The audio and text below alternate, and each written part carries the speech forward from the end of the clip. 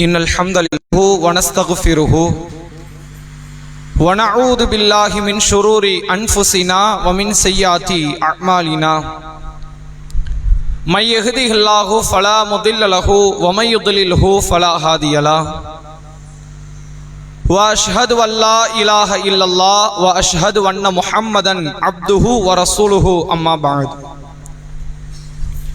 فقد قال الله تعالى في القرآن العظيم والفرقان المجيد فأعوذ بالله من الشيطان الرجيم يا أيها الذين آمنوا اتقوا الله حق تقاته ولا تموتن إلا وأنتم مسلمون يا أيها الناس اتقوا ربكم الذي خلقكم من نفس واحدة وخلق منها زوجها وبث منهما رجالا كثيرا ونساء واتقوا الله الذي تساءلون به والأرحام إن الله كان عليكم رقيبا يا أيها الذين آمنوا اتقوا الله وقولوا قولا سديدا يصلح لكم أعمالكم ويغفر لكم ذنوبكم ومن يطع الله ورسوله فقد فاز فوزا عليما. கண்ணியத்திற்கும் பெருமதிப்பிற்கும் உரிய எல்லாம் வல்ல அல்லாஹுவின் நல்லடியார்களே, அல்லாஹுடைய பேரருளால் அந்த ஏக இறைவன் புனிதமாக ஆக்கியிருக்கிற ஜும்மா தினத்தில் அவனை வணங்கி வழிபட வேண்டும் என்கிற உயர்ந்த சிந்தனையில் நாம் அனைவரும் அல்லாஹுடைய ஆலயத்தில் ஒன்று திரண்டு இருக்கிறோம். இந்த நல்ல தருணத்தில் நபிகள் நாயகம் ஸல்லல்லாஹு அலைஹி வஸல்லம் அவர்கள் சொல்லித் தந்த ஒரு போதனையை உங்களுக்கு நினைவுபடுத்த நான் கடமைப்பட்டு இருக்கிறேன். நபிகள் பெருமகனார் ஸல்லல்லாஹு அலைஹி வஸல்லம் அவர்கள் சொன்னார்கள், இதா குல்தலி சாஹிபிக அன்சித் யௌமல் ஜும்ஆத்தி வல் இமாம் யக்துபு. ஜும்மா தினத்தன்று இமாம் உரை நிகழ்த்தி கொண்டிருக்கும் பொழுது உங்கள் அருகில் இருக்கும் உங்கள் தோழரிடத்தில் நீங்கள் வாய் மூடுங்கள் என்று சொன்னாலும் ஃபக்கதில் லகவுத்த, நீங்களும் வீணான காரியத்தில் ஈடுபட்டவர்கள் தான். ஜும்மாவினுடைய பிரதிபலனை நலனை எதிர்பார்க்காதீர்கள் என்கிற வண்ணம் நபிகள் பெருமகனார் சொன்ன அந்த செய்தியை நம்முடைய உள்ளத்தில் ஆழ பதிந்து கொண்டு இந்த அமலில் நாம் முழுமையாக ஈடுபட வேண்டும். அன்புக்குரிய சகோதர சகோதரிகளே, இந்த வார ஜும்மா பிரசங்கமாக கடனால் சீரழியும் குடும்பங்கள் என்கிற தலைப்பின் கீழ் இன்றைக்கு நம்முடைய மனித சமுதாயம் பல்வேறு விதமான ஆடம்பர சிந்தனையை நோக்கி நகர்ந்ததின் விளைவாக எதிர் வீட்டையும் பக்கத்து வீட்டையும் மற்றவர்கள் வாழ்வையும் எடை போட்டு கணக்கிட்டு அவர்களை போன்ற ஒரு சொகுசான வாழ்க்கை நாமும் வாழ்ந்துவிட வேண்டும் என்கிற ஒரு எண்ணத்தில் அல்லது திடீர் பணக்காரராக மாறிவிட வேண்டும், எந்தவித உழைப்பும் இல்லாமல் எந்த ஒரு சிரமத்தையும் படாமல் கடனை பெற்று ஒரு வியாபாரத்தில் போட்டு அதில் எந்தவித ஞானமும் இல்லாமல் பொருளாதாரத்தை பெற்றுவிடலாம் என்கிற சிந்தனை ஏராளமான மக்களை கடனாளிகளாக இன்றைக்கு மாற்றி இருக்கிறது. உண்மையில் அத்தியாவசியமான ஒரு தேவை, அதனால் கடன் ஒருவர் பெற்று இருப்பாரே, ஆனால் அந்த கடனை நியாயம் கற்பிப்பதில் ஒரு அர்த்தம் இருக்கிறது. மருத்துவத்தினுடைய தேவை என்றோ அல்லது கல்வியினுடைய தேவை என்றோ ஒருவர் கடன் பெறுவாரே, ஆனால் அந்த குடும்பத்தின் அஸ்திவாரமே அதை கொண்டுதான் இருக்கிறது. ஆனால் வியாபாரத்தை நோக்கமாக வைத்தோ வீட்டை கட்ட வேண்டும், வாகனத்தை வாங்க வேண்டும், அடுத்தவர்களை போன்ற ஒரு ஆடம்பர வாழ்க்கையை வாழ்ந்துவிட வேண்டும் என்கிற சிந்தனை ஏராளமான மக்கள் இன்றைக்கு கடன் பெறக்கூடிய இடத்தில் இருப்பதை பார்க்கிறோம். இந்த கடன் வாங்கக்கூடிய இந்த சூழல் சர்வ சாதாரணமாக மாறியதனுடைய விளைவு இது எந்த அளவிற்கு நம்முடைய குடும்பத்தை பாதிக்கும், எதிர்காலத்தில் நம்முடைய பிள்ளைகளுக்கு எவ்வளவு பெரிய சுமையை சிரமத்தை அது கொண்டு வந்து சேர்க்கும் என்கிற எந்தவித ஞானமும் இல்லாமல் ஆயிரங்களை கடந்து லட்சங்களை கடந்து கோடி வரை இன்றைக்கு கடன் பெறக்கூடிய இடத்தில் மக்கள் சென்று கொண்டு இருப்பதை பார்க்க முடிகிறது. அப்படி கடனை பெற்றவர்கள் ஒரு சிலர் அரும்பாடு பட்டாவது அந்த கடனை அடைத்துவிட வேண்டும் என்பதில் போராடுகிறார்கள், போராடி கொண்டும் இருக்கிறார்கள். அதில் வெகு சிலர் எப்படி இருக்கிறார்கள் என்றால், இந்த கடன் நம்முடைய வாழ்க்கையை சீரழித்து விட்டது, நிம்மதியாக சென்றிருந்த நம்முடைய வாழ்க்கை நாசமாகிவிட்டது, எனவே இந்த பூமியில் நாம் வாழ வேண்டிய தேவையில்லை என்று தானும் தற்கொலை செய்து தன் குடும்பத்தையும் கொலை செய்யக்கூடிய நிலைக்கு இந்த மக்களை கொண்டு வந்து சேர்த்து விட்டது. கடந்த ஓரிரு தினங்களுக்கு முன்பாக தர்மபுரி மாவட்டத்தில் ஒரு மாற்று சமுதாயத்தை சார்ந்த ஒருவர் ரியல் எஸ்டேட் பிசினஸ் செய்கிறார். தன்னுடைய பொருளாதாரத்தை கொண்டு கடனாக பெற்று ஷேர் மார்க்கெட்டின் மூலமாக பெரும் பணக்காரனாக மாறிவிடலாம் என்ற எண்ணத்தில் பொருளாதாரத்தை அள்ளி இறைக்கிறார். நல்ல முறையில் சென்று கொண்டிருந்த அவருடைய வாழ்க்கை ஒரு 6 மாத காலம் பெரும் கடன் சுமையில் மாட்டியதனுடைய விளைவாக இந்த 2 நாட்களுக்கு முன்பாக தன்னுடைய மனைவியை கழுத்தை நெரித்து கொலை செய்துவிட்டு பள்ளிக்கூடம் படித்திருந்த தன்னுடைய மகளை அழைத்து வீட்டுக்குள் கொண்டு வந்து அடித்தே கொலை செய்து தானும் தற்கொலை செய்து மரணிக்கிறார். இது ஒரு சம்பவம் என்று கடந்து பெற முடியாது. இப்படி எங்கேயாவது ஒன்று நடக்கும் அப்படின்னு. இது மாதிரி மாதம் ஒரு சம்பவம் நடந்து கொண்டே இருக்கிறது. சில மாதங்களுக்கு முன்பாக சரியாக இந்த கடந்த ரமலான் தென் தமிழகத்தை சார்ந்த ஒரு இஸ்லாமியர் சென்னையில் தனக்கான வீட்டை எடுத்து நல்ல முறையில் குடும்பத்தை நடத்தி பொருளாதாரத்தில் நல்ல ஒரு நிலையில் இருந்ததன் விளைவாக சென்னையில் வீடு எடுத்திருக்கிறார். சொந்தமாக வீடு கட்டி இருக்கிறார். ஏதோ ஒரு வகையில் கடலில் சிக்கி அது வட்டியாக மாறி பல்வேறு விதமான சிரமத்தை கொடுத்து அந்த வீட்டையை விற்று இந்த ரமலான் மாதத்தின் பெருநாள் கூட அடையவில்லை. அதற்கு முன்பாக அந்த கடன் சுமையினால் சென்னையில் இருந்து புறப்பட்டு அவர் இங்க வந்திருக்கிறார். தன்னுடைய சொந்த ஊர் பகுதிக்கு வந்து இந்த ஏர்வாடி தர்கா, ஆத்தங்கரை தர்காக்கெல்லாம் போயிருக்கிறார். அவர் தர்கா சிந்தனை கொண்டவர். போயிட்டு சில நேர்த்தி கடன், அவர் அதை புனிதம் நினைக்கிறார். அது மார்க்கத்தில் கிடையாது. அதை அவர் அப்படி நினைத்திருக்கிறார். புனிதம் நினைத்து சில நேர்த்தி கடன்களை எல்லாம் நிறைவேற்றி விட்டு ஒரு வாடகை காரில் வந்த அவர் தன்னுடைய மனைவி, தன்னுடைய 2 பிள்ளைகள், 13 வயது மகன், 16 வயது மகள், 4 பேரோடு சேர்ந்து காருக்குள்ளேயே தீ வைத்து கொளுத்தி அது எந்த விதமான ஒரு சத்தமோ வெளியே கேட்காத அளவிற்கு ஒரு முட்புதர் பகுதிக்கு போயிட்டார். எரிந்து சாம்பலாகி அது வேறு பகுதி மக்களுக்கு அடுத்த நாள் தெரிந்து அந்த சாம்பலை எடுக்கக்கூடிய ஒரு நிகழ்வு முஸ்லிம் சமுதாயத்தில் இன்றைக்கு நிகழ்ந்து கொண்டிருக்கிறது. இப்படி முஸ்லிம் சமுதாயம் கடன் தொல்லையால் தற்கொலை செய்து கொண்டார்கள் என்றாலே ஒரு பெரும்பட்டியல் இருக்கிறது. ஏன் இது போன்ற நிகழ்வு ஏற்படுகிறது? என்ன காரணம்? இஸ்லாம் இந்த கடனை பற்றி என்ன சொல்கிறது என்பதை ஆழமாக சிந்திப்பதற்கும் உலகளாவிய ஒரு தத்துவம் இந்த சாமானிய மக்கள் மீது எவ்வளவு பெரிய வன்முறையை நிகழ்த்தி கொண்டு இருக்கிறது என்பதை குறித்தும் நாம் தெரிந்து கொள்ள கடமைப்பட்டு இருக்கிறோம். அல்லாஹ்வுடைய ரசூல் ஸல்லல்லாஹு அலைஹி வஸல்லம் அவர்கள் கடனை குறித்து நமக்கு அனுமதி அளித்து இருக்கிறார்கள்.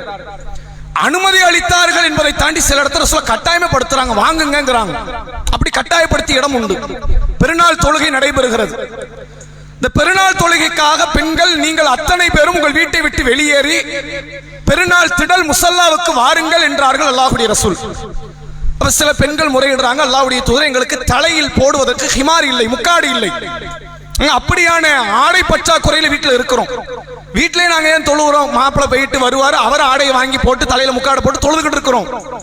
இப்ப பொது வழியில மாப்பிள்ளையும் மனைவி எல்லாரும் வர சொன்னா எங்கள்கிட்ட ஆடை இல்லையே. அல்லாஹ்வுடைய ரசூல் அவர்கள் சொன்னார்கள், அடுத்த பெண்ணிடத்தில் இரவல் பெற்றாவது இந்த பெருநாள் தொழுகைக்கு வந்து சேர்ந்துருங்க. கட்டாயப்படுத்துறாங்க. இரவல் என்பது கடன் தான். கடன் வாங்குங்கிறாங்க ரசூலுல்லாஹ். இந்த கடனை பொறுத்தவரை கடனை தவிர்த்து ஒருத்தன் வாழ இயலாது.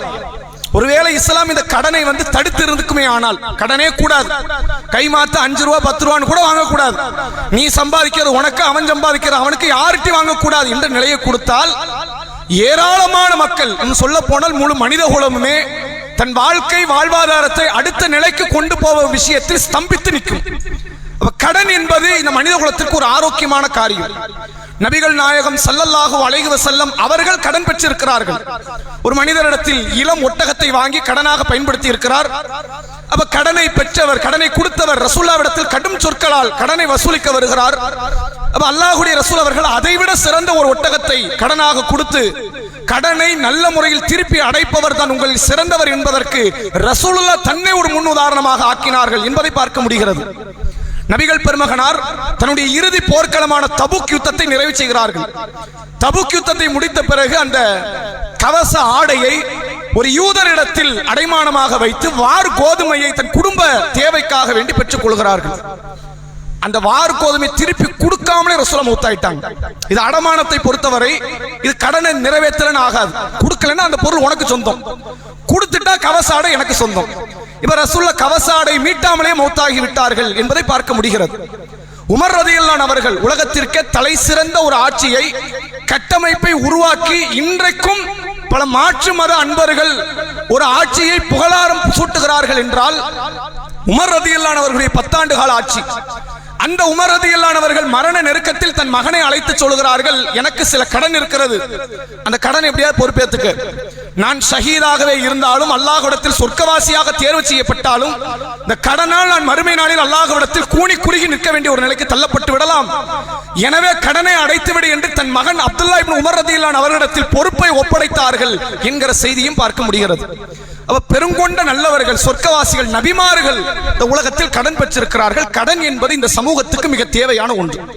ஒருவனுடைய வாழ்க்கை வாழ்வாதாரத்தை அடுத்த படித்தரத்திற்கு கொண்டு செல்வதற்கு கடனை விட்டால் வேறு வழியே கிடையாது. வாய்ப்புகள் தரப்பட வேண்டும் அல்லது கடன்கள் கொடுக்கப்பட வேண்டும். இஸ்லாம் அதை அனுமதிக்கிறது. ஆனால் இந்த கடனை பொறுத்தவரை வாங்கியவர்கள் ஏமாற்றி விடக்கூடாது, கொடுத்தவர்கள் ஏமாற்றப்பட்டு விடக்கூடாது என்கிற விஷயத்தில் இஸ்லாம் தெள்ள தெளிவான சட்டத்திட்டங்களை இயற்றி இருக்கிறது. எந்த அளவிற்கு என்றால், கொடுக்கிற எண்ணம் இல்லாமல் கடன் ஒருவன் பெறுவானே ஆனால் அவன் விஷயத்தில், கடன் அடைக்கும் விஷயத்தில் அல்லாஹ் ஒருபோதும் எந்தவித அருளையும் புரிய போவதில்லை. கொடுக்க வேண்டும் என்கிற எண்ணத்தோடு வாங்குங்க, அல்லாஹ் உங்களுக்கு அருள் புரிவான், உங்களுக்கு துணை நிற்பான் என்று மார்க்கம் சொல்கிறது. ரசூல் ஸல்லல்லாஹு அலைஹி வஸல்லம் அவர்கள்ட்ட ஒரு நபித்தோழர் வந்து கேட்கிறார். அபூ ஹுரைரா ரலியல்லாஹு அவர்கள் அறிவிக்கிறார்கள், சுனன் நஸாயினுடைய 3155வது நபிமொழி. ரசூலுல்லாஹ் அவர் கேட்கிறார், ஜா ரஜுலுன் இல நபி ஸல்லல்லாஹு அலைஹி வஸல்லம் வஹுவ யக்புது அலல் யக்துபு அலல் மிம்பர். ரசூலுல்லாஹ் மிம்பர்ல உரை நிகழ்த்தி கொண்டிருக்கும் போது வந்து பேசுகிறார். அவர் என்ன கேட்கிறார் என்றால், அராய்த இன் கத்தல்து ஃபீ சபீலில்லாஹ், அல்லாஹ்வுடைய தூதரே, நான் ஒருவேளை யுத்த களத்தில் கொல்லப்பட்டு விட்டால் எப்படியான மனநிலையில்? சாபிரன், நான் பொறுமைசாலியாக, முஹ்தஸிபன், நன்மை எதிர்பார்த்தவனாக, முக்பலன் கைர முதுபிரன், நான் முன்னோக்கியவனாக பின்னோக்காதவனாக, புறமுதுகிட்டு ஓடாதவனாக நின்று நான் யுத்த களத்திலே ஒருவேளை கொல்லப்பட்டால் என் பாவங்கள் எல்லாம் மன்னிக்கப்படுமா? நான் சொர்க்கம் சென்று விடுவேனா அப்படின்னு கேட்கிறார். சொர்க்கம் செல்றதுக்கு அத்தனை குவாலிஃபிகேஷன் இது போதும். ரசூலுல்லாஹ் சொல்றாங்க, ஆமான்ட்டான்.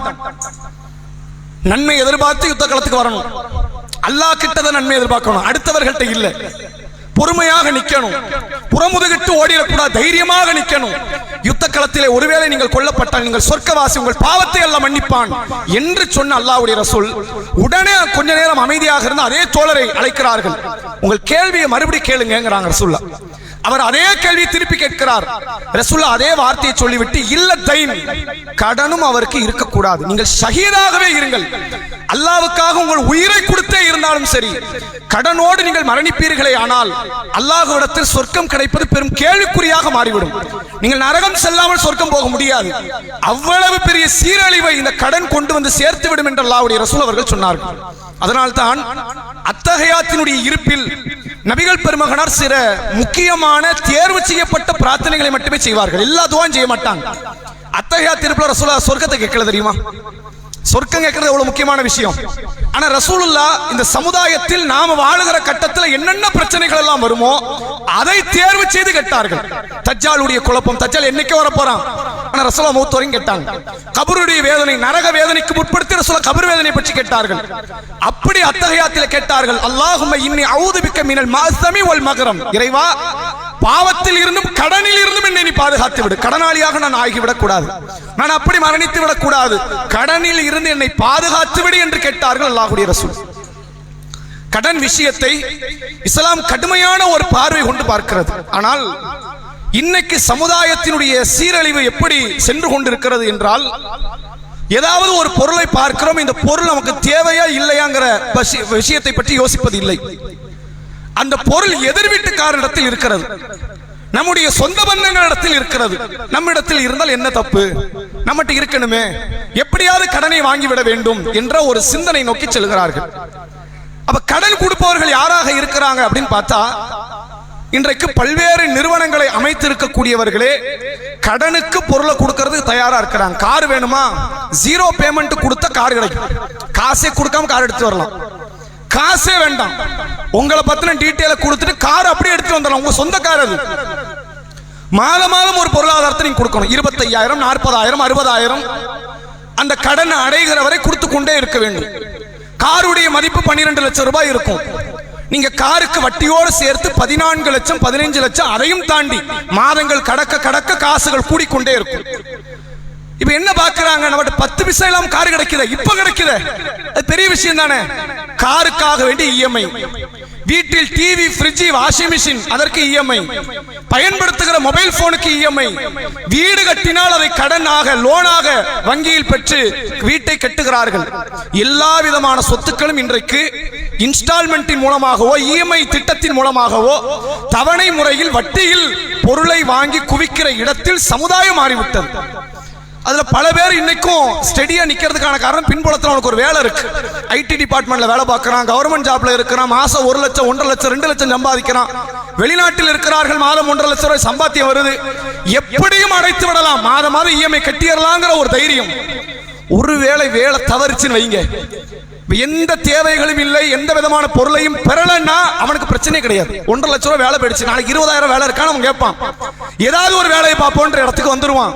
ஆனால் சுத்தி பொருட்களை வாங்கி அந்த பொருட்களால் கடனாளியாக மாறி வேலை தவறிவிடுமோ என்கிற பயத்தில் பல்வேறு ஐடி ஊழியர்கள் தற்கொலை செய்வது, இந்த பேப்பரை போட்டுட்டான் அவனுடைய வேலையை தூக்கிட்டான் என்ற சொன்ன காரணத்தினால் மட்டுமே அந்த கடனை அடைக்க முடியாது என்ற சூழலில் பலர் தற்கொலை செய்து கொள்கிறார்கள். ஏகப்பட்ட கமிட்மெண்ட்ஸ், அந்த கமிட்மெண்ட்ஸ் அவனால பூர்த்தி செய்ய முடியல. இஸ்லாம் இப்படியான கடனை ஆதரிப்பதில்லை, இப்படி கடன் பெறுவதற்கு இஸ்லாமிய மார்க்கம் வழிகாட்டவில்லை. இந்த இடத்துல கடன் வாங்கலன்னா என் வாழ்க்கை ஓடாது என்ற இடத்தில் அல்லாஹ் மீது நம்பிக்கை வைத்து நீங்க கடனை வாங்குங்க. வட்டி இல்லாத கடன், நீங்கள் வட்டியில் தான் கடன் வாங்க வேண்டும் என்றால் அதற்கு தர்மம் எவ்வளவு சிறந்த காரியம். வட்டியில தான் கடன் வாங்கணும்னா தர்மம் வாங்கிட்டு போயிடலாமே, அடுத்தவட்ட கேட்ட தர்மம் கிடைக்குமே, அதை பெற்று உங்கள் வாழ்க்கை நடத்திடலாமே. அல்லாஹ் திருமறை குர்ஆனில் சொல்கிறான், அல்லதீன யாக்குலூன ரிபா லா யகூமுன இல்லா கமா யகூமுல்லதீன யத்தகப்பத்துஹு ஷைத்தான் மினல் மஸ். எவன் வட்டி வாங்குகிறானோ, வட்டியை உண்ணுகிறானோ, மறுமை நாளில் ஷைத்தான் தீண்டிய பைத்தியக்காரனாக அவன் எழுப்பப்படுவான். ஃபமன் ஆதஃப உலாயிக அஸ்ஹாபுன் நார் ஹும் ஃபீஹா காலிதுன். வட்டி வாங்குவது பாவம்தான், தவறுதான் என்று தெரிந்தும் எவன் வட்டி வாங்குகிறானோ எழுதி வைத்துக் கொள்ளுங்கள், அவன் நாளை மறுமை நாளில் நிரந்தர நரகத்திலே தங்க வைக்கப்படுவான் என்று அல்லாஹ் சொல்கிறான். நிரந்தர நரகவாசி. ஷிர்க்குக்கு சொன்ன வார்த்தை தானே அது, தற்கொலைக்கு சொன்ன வார்த்தை தானே அது, கொலைக்கு சொன்ன வார்த்தை தானே அது. அல்லாஹ் வட்டிங்கிற ஒரு பாவத்துக்கு சொல்றான். கொலை மாதிரி பாவம் கிடையாது வட்டி, அது பண ரீதியான ஒரு பாவம். திருட்டு அளவுக்கு கூட வட்டி நம்ம சேர்க்க மாட்டோமே. திருட்டு பெருசா வட்டி பெருசா? நம்ம கிட்ட கட்டா திருட்டு பெரிய பாவம்ல, அடுத்தவன் பணத்தை கொள்ள, அதுக்கு கூட அல்ல அப்படி பேசல. ஆனால் இந்த வட்டியை கடுமையான சொல்லால் அல்லாஹ் அழைக்கிறான். ஏன் தெரியுமா? நீங்கள் இது சாதாரண நிகழ்வு என்று இந்த சமுதாயத்துக்குள் நுழைய விடுவீர்கள், ஆனால் எத்தனை பேருடைய உயிரை ரத்தத்தை இது குடிக்கும்னு உங்களுக்கு தெரியாது. சகஜமா உள்ள வந்துரும். போன 20-30 ஆண்டுகளுக்கு முன்பாக இந்த ஊர்ல வட்டி கிடையாது. வட்டியை பற்றி யாரும் பேச முடியாது, வட்டிக்கு யாரும் கடன் தர மாட்டார்கள். நல்ல எண்ணத்தில் இறைவனிடத்தில் திருப்தி எதிர்பார்த்து கடன் தருபவர்கள் உண்டு, அல்லது கடன் இல்லை என்று சொல்லிவிடுவார்கள். இன்னைக்கு வட்டிக்குனா நான் தர வாங்கிக்கிறியா அப்படின்னு கேட்கிற இடத்தில் முஸ்லிம் சமுதாயம் மாறிக்கொண்டிருக்கிறது. அல்லாஹ் சொல்கிறான், எம் ஹக்குல்லாஹு ரிபா வ யுர்பி ஸதகா. அல்லாஹ் வட்டியை அழிக்கிறான், தர்மத்தை வளர்க்கிறான். நன்றி கட்ட எந்த பாவியையும் அல்லாஹ் நேசிக்க மாட்டான். அப்படி எது உங்கள் வாழ்க்கை வாழ்வாதாரத்தை அரித்து நாசமாக்குமோ அத்தகைய வட்டியில் தான் இன்றைக்கு சமுதாயம் தேடி போய் விழுந்து கொண்டிருக்கிறார்கள். அவன் எவ்வளவு துல்லியமாக மனோ தத்துவத்தை டச் பண்ற மாதிரி அவன் கடன் கொடுக்கிறான் தெரியுமா? இந்த பொருள் நமக்கு தேவையே கிடையாது, ஆனால் இது இருந்தால்தான் சமுதாயத்தில் அந்தஸ்து என்று புரிய வைக்கப்படுது. ஐபோன் ஒரு போன் இருக்கு, மற்ற போனோட மட்டகரமான போன் அது. மற்ற போன்ல இருக்கிறத கூட இந்த போன்ல கிடையாது. ஆனா இந்த போனுக்கு வருஷம் ஒரு சீரிஸ் வெளிவிட்டுக்கிட்டே இருப்பான். 17 முடிஞ்சிருச்சு, அடுத்து 18 ஒண்ணு வரும். ஐபோன் 18 ஒண்ணு விட மாட்டான், அதுல 4 இருக்கும். அதுல ப்ரோன்னு ஒரு பேர்ல விடுவான். இதுக்கு அல்லோலப்படுவார்கள் சமுதாயம், எப்படியாவது இதை வாங்கிடணும். 17க்கு 18க்கு ஏதாவது வித்தியாசம் இருக்கா? ஒரு வித்தியாசம் கிடையாது. 16க்கு 17க்கு வித்தியாசம் இல்லை. இது எப்படி வித்தியாசமா இருக்கும்? சமுதாயத்தில் அந்தஸ்து அது. இப்படி ஒரு மொபைல் போன் வெளி உலகத்திற்கு வந்த உடனே என் கையில இருக்கு, 2 லட்சம் ரூபாய் கொடுத்து எப்படி மொபைல் போன் வாங்க முடியும்? வாங்குவதற்கு தயாராக இருக்கிறார்கள். எல்லாம் இன்ஸ்டால்மெண்ட், அத்தனையுமே இஎம்ஐ.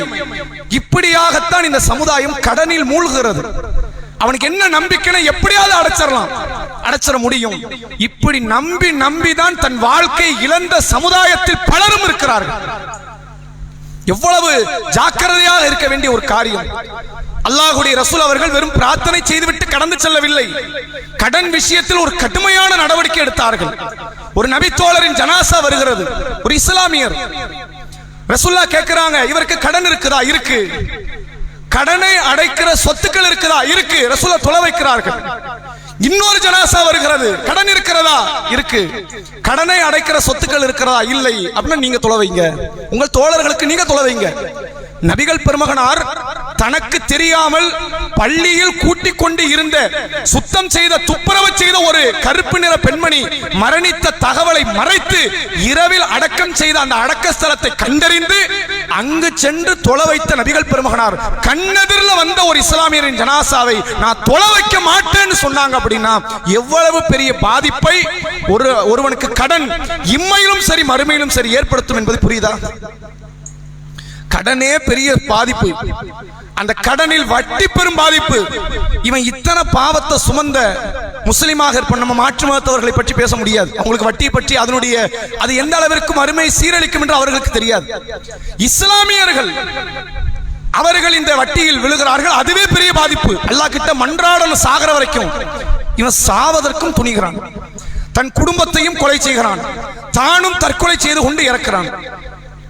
உண்மையில் இந்த சமுதாயம் பெற வேண்டிய பெரிய படிப்பனை பாடம் பொருளாதாரத்தை பற்றி ஒரு தெள்ள தெளிவான மனநிலை. நாம ஆடம்பர பொருட்களை வாழவில்லை, எடுக்கவில்லை, சமுதாயத்தில் அந்தஸ்தான வாழ்க்கை வாழவில்லை என்றாலும் சரி, உங்கள் பிள்ளைகள் மீது கடனை ஏற்றிவிட்டு மௌத்தாகி விடாதீர்கள். அது எவ்வளவு பெரிய சீரழிவு தெரியுமா? எத்தனை பிள்ளைகள் நம்ம வாப்பா மௌத்தாயிட்டா நமக்கு ஏதாவது கிடைக்கும்ன்ற மனநிலையில் வாழக்கூடிய பிள்ளைகள் உண்டு. இல்ல கடனை மட்டும் தான் உனக்கு கொடுத்துட்டு போவோம், வேற எதையும் கொடுக்க மாட்டேன்ற இடத்துல பல தந்தைமார்கள் தாய்மார்கள் இருக்கிறார். வீம்புக்கு கடன், கல்யாணத்தின் பேரை சொல்லி கடன். கடனை அவரிடத்தில் கேட்டால் தனக்கு இப்ப மௌத்தே வராதுங்கிற சிந்தனை. 65 இருப்பார், எனக்கு இப்ப மௌத்து வராது, அதெல்லாம் அடைச்சிடலாம், இன்னும் 10 லட்சம் தான், வேற யாராவது கொடுக்கறாங்களா, ரெடியா இருக்கிறாங்களா? கடன் கொடுக்கும் போது கடன் கொடுப்பவர்கள் மனநிலை வேற, திருப்பி வசூலிக்கும் போது அவர்கள் மனநிலை வேற. பெருமானாரிட்டேயே மதிப்பை அவர்கள் வெளிப்படுத்துவதில்லை. கடன் கொடுத்தவர்கள் என்றால் நம்மகிட்ட மதிப்போடு நடப்பாங்களா? அப்படி ஒரு சம்பவம் இதே தமிழகத்தில் நடந்தது. காஞ்சிபுரத்தில் இஸ்லாமிய குடும்பம், ஒரு இஸ்லாமியர் கடனை வாங்குகிறார், தன்னால் கடனை அடைக்க முடியவில்லை, தற்கொலை செய்து மௌத்தாயிட்டார். அவருக்கு ஒரு மனைவி 2 பிள்ளைகள் இருக்கிறார்கள். கணவரை கடனோட மௌத்தாயிருக்கிறாங்க, பெரிய வாழ்வாதாரம் இல்லை, பெரிய நெருக்கடியில் அந்த குடும்பத்தை நடத்தி கொண்டிருக்கிறார். கடனை கொடுத்தவர்கள் நம்ம கொடுத்தால் தான் மௌத்தாயிட்டானே, நம்ம போகல, மனைவியிடத்திலும் பிள்ளைகளிடத்திலும் வந்து நச்சரித்தல்.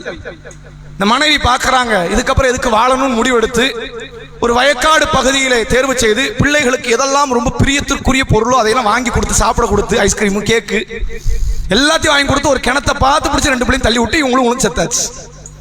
முஸ்லிம் குடும்பம். நான் 20 ஆண்டுகளுக்கு முந்தைய கதை சொல்லல, போன வருஷம் போன 6 மாசத்துக்கு முந்தைய கதைகள் இதெல்லாம். இப்படி எவ்வளவு வரலாறுகள், இப்படி எத்தனை பல செய்திகள் வந்து கொண்டே இருக்கிறது. பொருளாதாரத்தில் ஒரு கட்டுப்பாடு மிக்க ஒரு மனநிலையை நாம் பெற்றுக்கொள்ளவில்லை என்றால் அங்கு ஏற்பட்ட அதே விளைவு நாளைக்கு இங்கு வரலாம். நாளைக்கு நாமும் அது போன்ற ஒரு சீரழிவுக்கு அகப்பட்டு விடலாம். அல்லாஹ்வுக்கு பயந்து மறுமை நாள், இந்த இம்மையை கூட விட்டுருங்க, ஒருவேளை என் அமல்கள் எல்லாம் நாளை மறுமை நாளில் இன்னொருவனுக்கு பகிர்ந்தளிக்கப்பட்டால் நான் செஞ்சதை கொஞ்சம் நெஞ்சம், அதுக்கே சொர்க்கம் கிடைக்குமான்னு தெரியாது.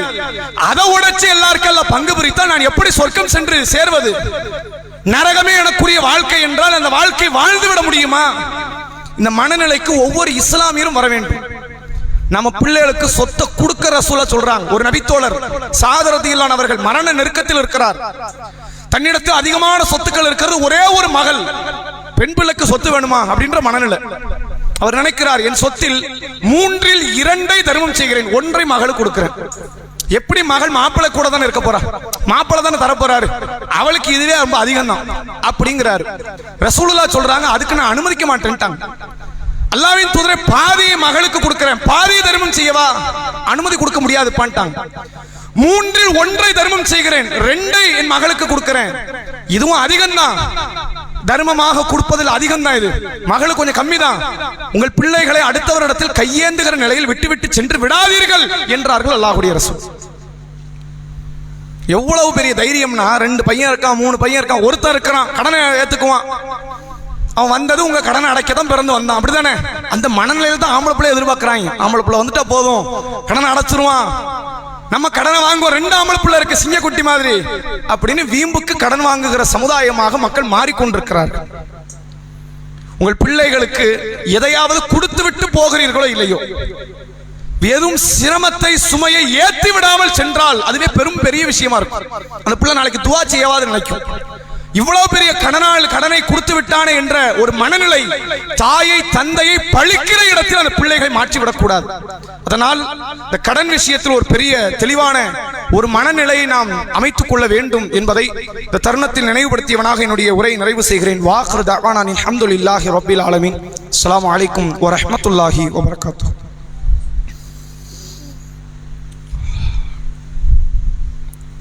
நஹ்மதுஹு வ நுஸல்லி அலா ரசூலின் கரீம். அம்மா பாத். கண்ணியத்திற்கும் பெருமதிப்பிற்கும் உரிய எல்லாம் வல்ல அல்லாஹ்வின் நல்லடியார்களே, தமிழ்நாடு தௌஹீத் ஜமாத் தூத்துக்குடி மாவட்டம் காயல்பட்டினம் நம்முடைய பள்ளியின் சார்பாக அன்னசிகா மகளிர் இஸ்லாமிய கல்வியகத்தை பல ஆண்டுகளாக நாம் நடத்தி கொண்டு வருகிறோம்.